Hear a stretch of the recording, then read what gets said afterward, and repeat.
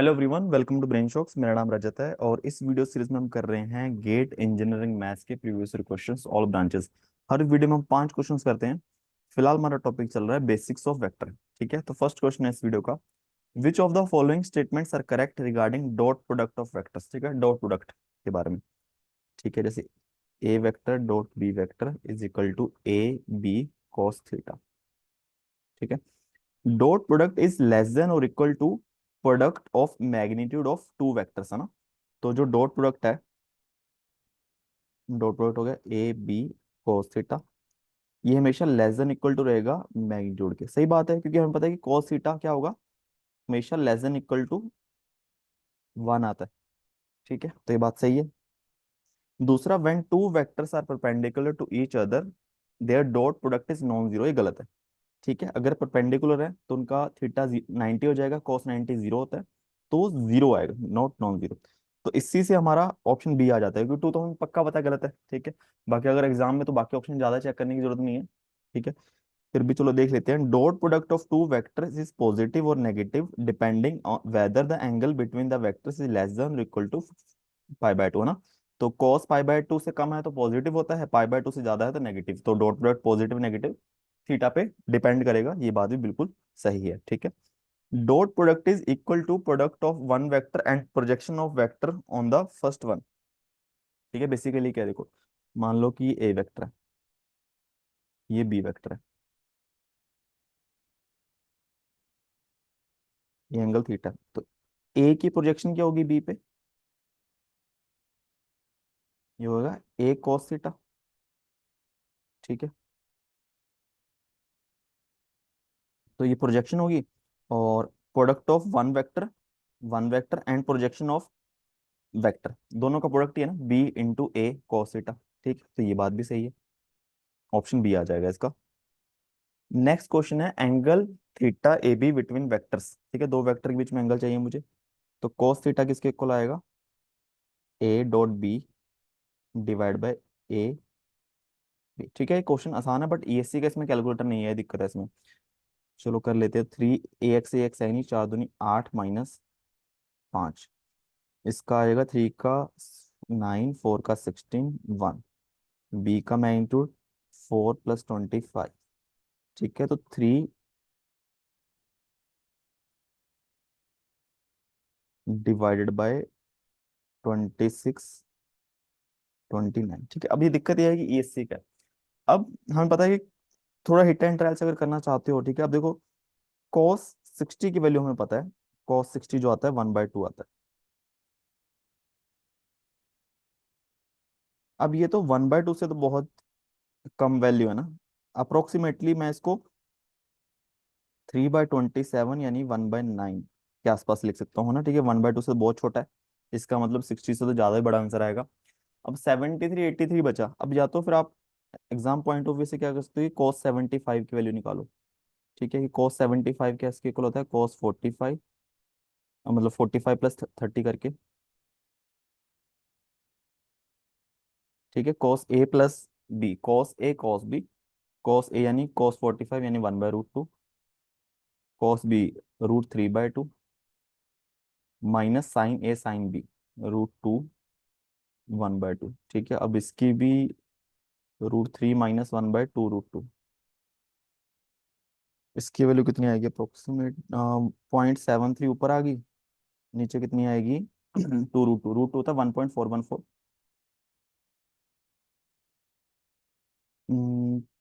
इसको भी हम क्या कर सकते हैं, इंटू √2 कर लेता हूँ, नीचे 4 आ जाएगा ना। 0.73 इंटू √2 है 1.414, नीचे 4। तो बस ये क्या, इसको अगर मल्टीप्लाई करके देखें, पॉइंट, इसको करना पड़ेगा, चलो 7.7 से कर लेता हूँ मैं। 7 × 28, 9, 98.9 डिवाइड बाय 4, तो 0.2247, ऐसा कुछ आएगा। ठीक है, अब ये होता है 0.1111। ठीक है, तो देखो 75 पे अप्रोक्सीमेटली है ना, हमने अप्रोक्सीमेट वैल्यू निकाली है, और हमने यहाँ पे 0.7 ले किया, तो इससे तो ज़्यादा ही आएगी, जब मैं 0.73 लूंगा तो इससे ज़्यादा वैल्यू ही आएगी, ठीक है। तो इसका ऑप्शन जो आएगा ए आएगा, ठीक है। अब इसका कोई गारंटी नहीं है कि सवाल बने या ना बने, ठीक है। जब आंसर बहुत दूर दूर हो तो ट्राई कर सकते हो, ठीक है, नहीं तो ऐसे क्वेश्चन को अगर पेपर में छोड़ दिया जाए वही बेटर है, ठीक है। तो इतनी टेंशन लेने वाली बात नहीं है, क्योंकि ये किसी बहुत कम एक दो लोगों से जो बहुत ज्यादा दिमाग लगा लेंगे उससे हो जाएगा, ठीक है। Next question, what is the curl of the vector field, curl चाहिए, ठीक है, जैसे वैसे ये नेक्स्ट टॉपिक में आना चाहिए था क्वेश्चन। तो चलो देख लेते हैं, एक वेक्टर है एफ,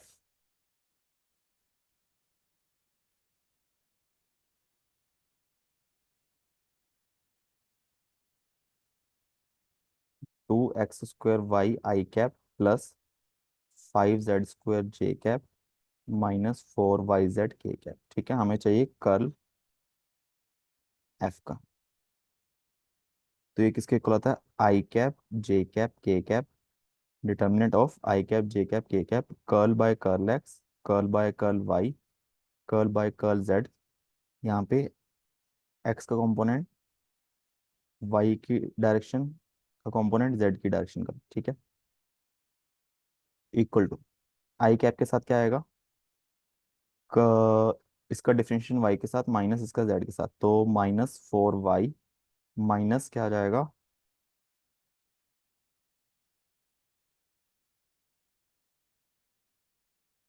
1 मिनट,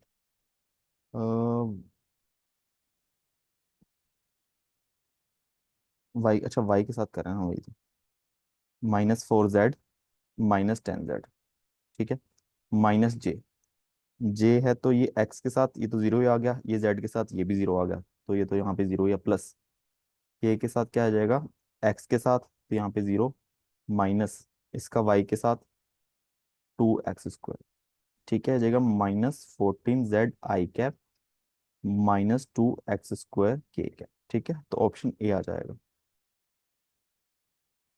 नेक्स्ट क्वेश्चन है, the directional derivative of the function F X Y is equal to x² plus y² along the line directed from 0 0 to 1 1, ठीक है। तो सबसे पहले देखो कि ये फंक्शन क्या है हमारे पास,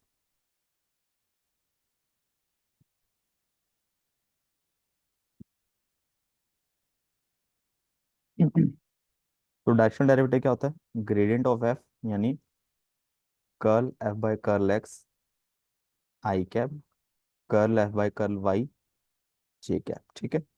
तो 2x आ जाएगा, और y के साथ करेंगे 2y आ जाएगा, ठीक है, ये आ गया हमारा डायरेक्शनल डेरिवेटिव। अब किस पॉइंट पे चाहिए, 1,1 पे, जैसे यहाँ पे 1,1 पे,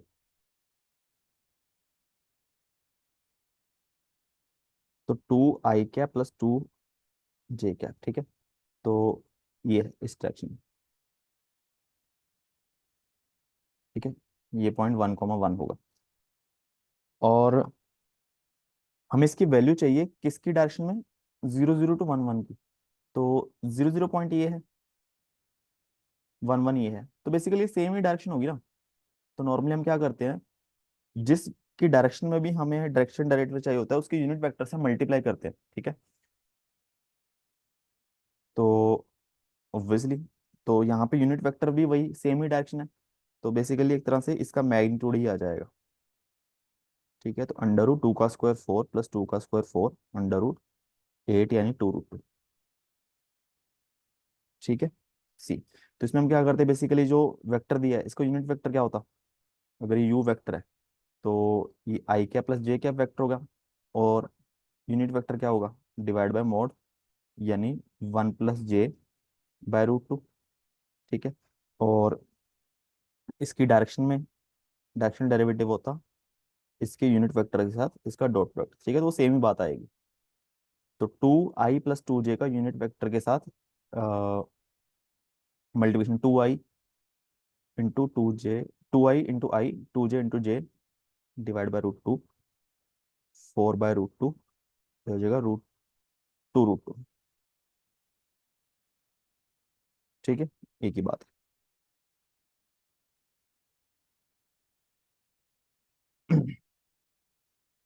नेक्स्ट क्वेश्चन है, given A vector u and n cap a unit normal vector to surface of hemisphere, value of the integral curl u dot n cap ds evaluated on the curved surface of hemisphere। ठीक है, तो hemisphere दिया हुआ हमें। सबसे पहले हम curl find कर लेते हैं, curl by del cross U, I J K, curl by curl X, curl by curl Y, curl by curl Z. तो 1/3 तो मैं बाहर लिख लेता हूँ, minus Y cube X cube Z cube. ठीक है, तो आई कैप के साथ क्या आएगा, इसका जीरो आ जाएगा, जेड का वाई के साथ, एक्स का जेड के साथ जीरो आ जाएगा। ठीक है, माइनस जे, जेड का एक्स के साथ जीरो आ जाएगा, वाई का जेड के साथ कर्ल जीरो आ जाएगा। ठीक है, प्लस के क्या, एक्स क्यूब का डिफरेंशिएशन एक्स के साथ 3x² माइनस इसका आ जाएगा 3y²। ठीक है, तो बेसिकली ये बचा हमारे पास, 3 कैंसिल हो गया, माइनस माइनस प्लस हो गया, x² प्लस y² इंटू ये के क्या। ठीक है, अब देखो unit vector, unit normal vector. अब नॉर्मल वेक्टर क्या होगा देखो, हेमिस्फीयर पे, तो इसका जो भी हमारा सरफेस है, इसका डायरेक्शनल डेरिवेटिव यानी ग्रेडियंट, तो ये जाएगा 2x i cap plus 2y j cap plus 2z k cap. ठीक है, और यूनिट वेक्टर क्या होगा, n कैप, इसके मैग्नीट्यूड से डिवाइड कर देंगे हम। ठीक है, इसका मैग्नीट्यूड क्या आ गया, अंडर रूट 2x का square, 4x² 4y² plus 4z²। ठीक है, तो 4 बाहर होके 2 हो गया।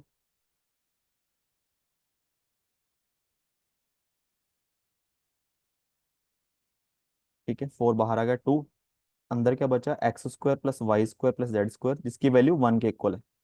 ठीक है, इसकी वैल्यू किसके इक्वल है, 1 के। और 2 हमारा कैंसिल हो गया, तो हमारा यूनिट नॉर्मल वेक्टर आ गया x i cap y j cap plus z k cap. ठीक है, और देखो हमारे पास क्या आ गया, कल निकाल लिया हमने, यूनिट नॉर्मल निकाल लिया। अब देखो डीएस, डीएस किसके इक्वल आएगा, डीएस आता है अब dx dy divided by mod of N cap का डॉट प्रोडक्ट किसके साथ। अब देखो dx dy है, ये हमारा एक्स वाई प्लेन हो गया। ठीक है, ये मान लो एक्स है, वाई है, जेड है। एक्स वाई प्लेन जो है, इसका नॉर्मल वेक्टर क्या होगा, जेड डायरेक्शन में। ठीक है, तो कि- ये यही वेक्टर है इसके पूरे सरफेस के परपेंडिकुलर होगा। ठीक है, तो हम एन का डॉट प्रोडक्ट करेंगे के कैप के साथ। ठीक है, ऐसी डायरेक्शन जो हमारे एक्स वाई प्लेन के साथ परपेंडिकुलर है। ठीक है, और यहाँ ये किसके इक्वल होगा, D X D Z N cap, और एक्स जेड प्लेन में नॉर्मल कौन सा होगा, जे कैप। ठीक है, similarly Y D Z, Y Z plane के नॉर्मल कौन सा होगा, आई कैप। ठीक है, इसके इक्वल आएगा। और उसके बाद फिर हमें क्या करना पड़ेगा, जब हम डी एक्स डी वाई लेंगे। ठीक है, और हम जो हमारा सरफेस है उसका प्रोजेक्शन देखेंगे हम एक्स वाई प्लेन में। ठीक है, तो और मुझे अब चाहिए N cap dot K cap. ठीक है, तो एक्स आई प्लस वाई जे प्लस जेड के, इसका डॉट प्रोडक्ट के कैप के साथ। ठीक है, तो ये जेड के इक्वल आ गया। ठीक है, अब हम देखते हैं आगे। सबसे पहले अगर देखा जाए हेमिस्फीयर का प्रोजेक्शन देखें, अगर हम एक्स वाई प्लेन में। ठीक है, तो क्या हमें सर्कल दिखेगा ऊपर से, प्रोजेक्शन मतलब ऊपर से हमें क्या दिखेगा, अगर मैं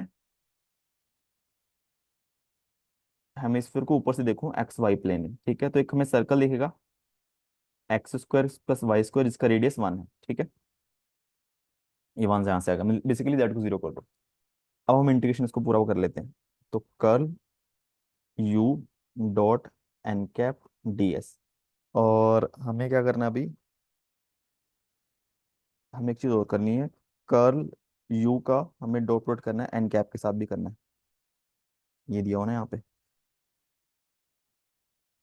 curl cross u dot N cap. ठीक है, इन दोनों का हमें डॉट प्रोडक्ट करना है। देखो के कैप ही है, ये मल्टीप्लाई हो जाएगा आपस में, तो ये आ जाएगा X square plus Y square into Z. ठीक है, तो ये बेसिकली हमारे पास आ गया double differentiate, double integration N cap, ये आ जाएगा D X D Y upon N cap dot K cap का मोड। ठीक है, अच्छा, और ये आ जाएगा हमारे पास X square plus Y square, ये जेड था, ये डी एक्स डी वाई, और यहाँ पे आ जाएगा जेड था, है ना, N cap dot K cap Z था, तो जेड जेड कैंसल, हमारे पास बच गया X square plus Y square D X D Y. और हमारा सरफेस क्या है, ये पूरा एरिया, ठीक है, एक सर्कल का। तो इसको हम क्या करते हैं, इसको हमें उसी में करना पड़ेगा, पोलर कोऑर्डिनेट में। ठीक है, तो X square plus Y square किसके इक्वल होता है, आर स्क्वायर का। डी एक्स डी वाई को हम लिख सकते हैं R D R D theta. R vary कर रहा है 0 से 1, थीटा वेरी कर रहा है 0 से 2 पाई। ठीक है, तो ये आ जाएगा 0 से 1, 0 से 2 pi, R cube D R D theta. ठीक है, 0 से 2 पाई। वैसे दोनों आपस में इंडिपेंडेंट ही है, ठीक है, थीटा का तो है ही नहीं, कांस्टेंट वन, कांस्टेंट वन ही है, तो डी थीटा का इंटीग्रेशन जो आ जाएगा 0 से 2 पाई, वो 2 पाई ही आ जाएगा। ठीक है, इनटू, और इसका आर की पावर 4/4, 0 से 1, तो बेसिकली 2 पाई डिवाइड बाय 4, पाई/2 आ जाएगा इसका। ठीक है, ऑप्शन सी। ठीक है, तो इसी के साथ 5 क्वेश्चन हमारे खत्म होते हैं। किसी भी क्वेश्चन में डाउट हो नीचे आप कमेंट कर सकते हो, और वीडियोस कुछ सीखा हो तो प्लीज वीडियो को लाइक करना और चैनल को सब्सक्राइब कर देना। Thank you so much.